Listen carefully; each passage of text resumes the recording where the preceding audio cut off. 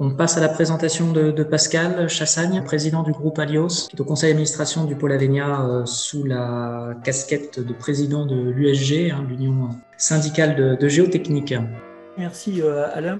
L'Union syndicale géotechnique, c'est un syndicat professionnel, donc on n'est pas dans le côté scientifique, mais très lié à l'hydrogéologie, parce que nous, l'hydrogéologie, c'est celle de surface et c'est celle qui nécessite la géotechnique pour faire tenir nos ouvrages. L'Union syndicale géotechnique est administrée exclusivement par des bénévoles au sein d'un bureau de 7 membres.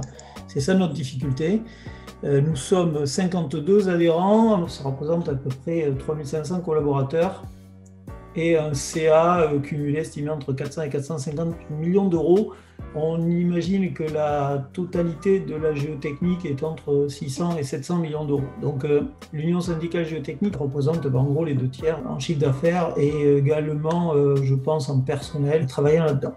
Un grand nombre de sociétés n'adhèrent pas à l'USG, c'est dommage. C'est souvent des sociétés de toute petite taille. Moi, en tout cas, dès que j'ai créé Alios, il y a 25 ans, j'ai adhéré à l'USG et j'en ai pas été déçu, je veux dire. Notre actualité, qu'est-ce qu'on fait à l'USG? En fait, on est peu nombreux, mais on est très très actifs. On essaye de promouvoir la qualité dans les bureaux d'études géotechniques. On essaie de tirer la profession vers le haut. On a cette participation soutenue dans les commissions normatives. Alors ça, c'est un sujet quotidien et qui est très lourd à gérer pour des bénévoles. Les normes d'essai diverses et variées sont sans arrêt réévaluées. Et avant, on avait l'appui du CEREMA, du Labo des Ponts, qui était présent dans toutes les commissions. Donc nous, globalement, c'était assez tranquille pour nous. À part que là, le CEREMA s'est désengagé de tout ça et du coup, on est en première ligne et on n'a pas assez de géotechniciens et surtout de disponibilité pour participer à ces commissions. Et si on n'est pas attentif, on se fait un peu grignoter par les anglo-saxons, les anglais, les allemands. Donc c'est une de nos problématiques. La France est le seul pays, à ma connaissance, mais je suis à peu près sûr de ce que je dis, à disposer d'une norme concernant les missions d'études géotechniques. C'est la norme 94-500. La première norme date de 2000, donc ça a mis 6 ans à s'élaborer. C'est nos clients qui nous appellent pour avoir un sondage. En fait, ils ne veulent pas du tout un sondage, ils veulent une étude géotechnique pour un projet. Donc ils veulent adapter leur projet au sol en place. Là, actuellement, la loi Elan a été promulguée, elle commence à s'appliquer et donc elle nécessite des investigations géotechniques, des missions géotechniques dès la vente d'un terrain, dès qu'il y a sensibilité au RGA, au risque de retrait-gonflement des argiles. Et ça représente à peu près 48% du territoire en France. La loi Elan impose des missions d'études géotechniques sur la construction des maisons individuelles.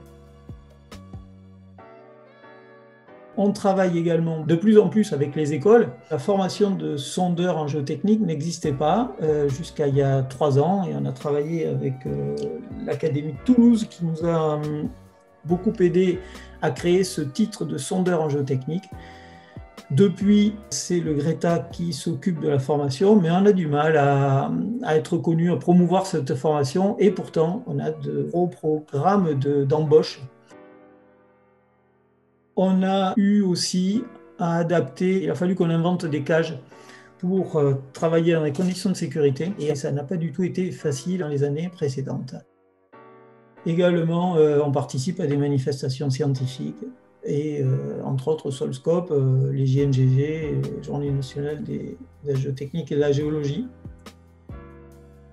Je finis avec quelques images pour vous montrer ce que c'est que la géotechnique de proximité. Les gros projets nationaux, vous les connaissez, mais moi je vous ai sorti quelques photos des chantiers d'Alios.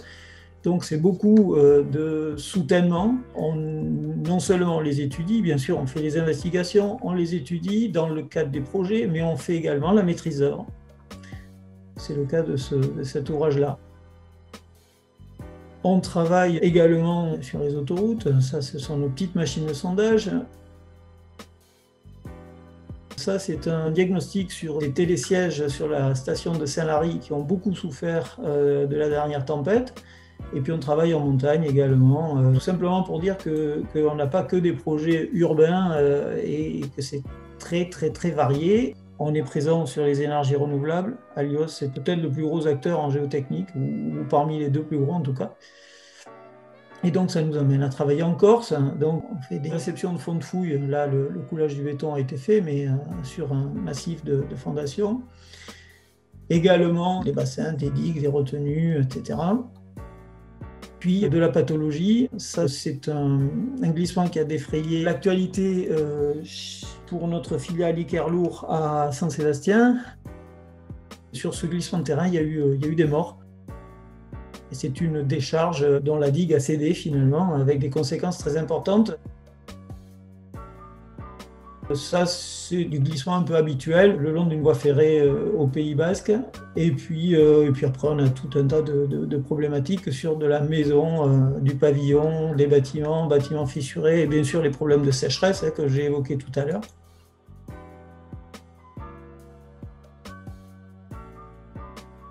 Ça, c'est un très gros glissement sur lequel on est intervenu. C'est pas très loin de Pau, puisque c'est dans le village de Gazos. Ils avaient 50-60 habitants et ils ont eu cette très mauvaise surprise d'un énorme glissement il y a 4-5 ans, qui a emporté bien sûr des maisons, qui a emporté une route et qui n'était pas du tout à l'échelle des finances de la commune.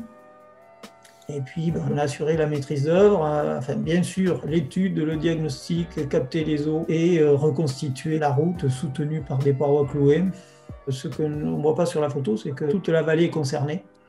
Donc, il a fallu redessiner la vallée, remodeler.